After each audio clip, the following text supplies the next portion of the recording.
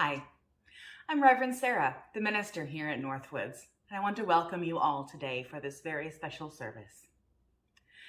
This morning, I want to extend my gratitude to Northwoods youth for sharing their words, their wisdom, and their work in preparing for this service on their chosen theme, healing from two of the most significant diseases of our time, racism and the COVID-19 pandemic, both of which have cost so many lives, both of which continue to exacerbate the inequalities in our society, and both of which lay heavy on the minds and hearts of many, including our youth.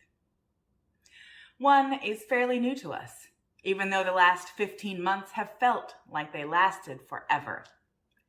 The other has been around for many, many generations, maybe literally forever, or at least as long as people have recorded history.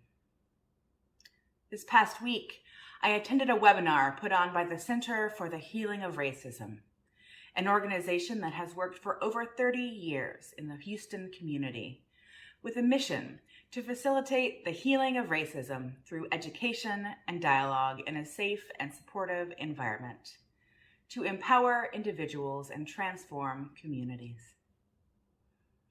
The center's executive director, Cherry Steinwinder, said something in this webinar that has stuck with me, and I keep thinking of it ever since.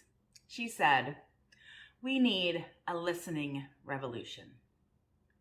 In order to heal from the social disease of racism in our communities and in ourselves, we must learn to listen deeply, with our whole hearts and our full attention. We need a listening revolution." So I invite you today to listen deeply with your whole heart and your full attention to the worship elements chosen by our youth, as well as to the wisdom that they will share in this service. We begin, appropriately enough, with a message first shared on TikTok.